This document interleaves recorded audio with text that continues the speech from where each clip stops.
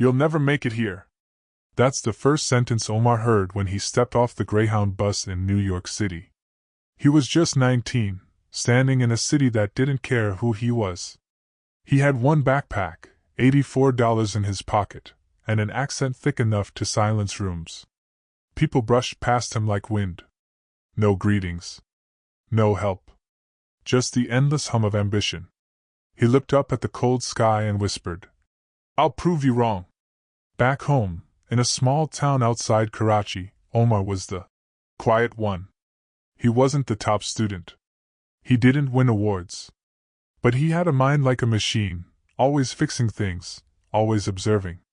He worked at his father's electronics shop after school. They barely made enough to pay bills, but Omar dreamed bigger.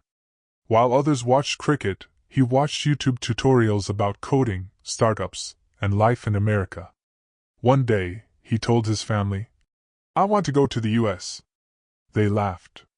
Not because they didn't love him, but because they were afraid he'd fail. His uncle said, "Beta, America is for them, not us." But Omar had a belief that couldn't be broken. Not by fear. Not by logic. Not even by reality. He arrived with a student visa, a partial scholarship, and a place to sleep for 2 weeks, a tiny shared room in the Bronx. The college he got into wasn't famous, but it was a start. His English was broken, and people didn't wait for him to finish his sentences. Professors spoke too fast. Students ignored him. He felt invisible. At night, he cleaned offices for cash. Mopped floors at midnight. $8 pizzas. He failed his first test. He was called too quiet in class. His accent became a wall he couldn't climb. And one night, after being yelled at by a store manager for cleaning too slowly, Omar sat in a train station and cried quietly into his sleeves. He felt stupid. Alone. Broken. And worst of all, forgotten.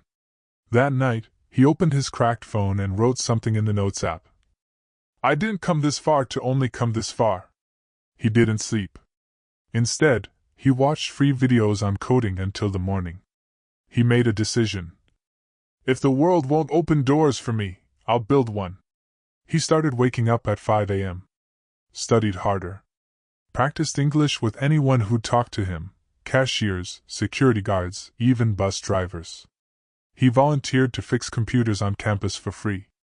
In exchange, he got time on their machines, and slowly taught himself to code like a pro. 6 months later, someone posted in a student group, "Looking for a cheap developer for a website project. Must deliver in 7 days." Omar sent a message. "I can do it. Pay me only if you like it." The guy said yes. Omar didn't sleep for 3 nights straight. He finished the site in 4 days. It wasn't perfect, but it worked. That one project led to another. Then another. Within 18 months, Omar wasn't mopping floors anymore. He was building websites. Then mobile apps. Then hiring 2 other students like him. Omar now runs a remote design agency with clients in 9 countries. He graduated top of his class and gave the valedictorian speech in perfect English. The same uncle who once doubted him now introduces him as my nephew, the one who made it in America. But Omar never brags. He simply remembers sitting in that freezing train station with $2 left and no hope, and whispers, "They weren't waiting for me. But I came anyway." Moral of the story: no one is coming to save you. You build your future with broken tools, bad accents, and sleepless nights. The American dream isn't handed to you, you fight for it. And the world doesn't owe you anything, but it will respect you once you stop waiting and start building.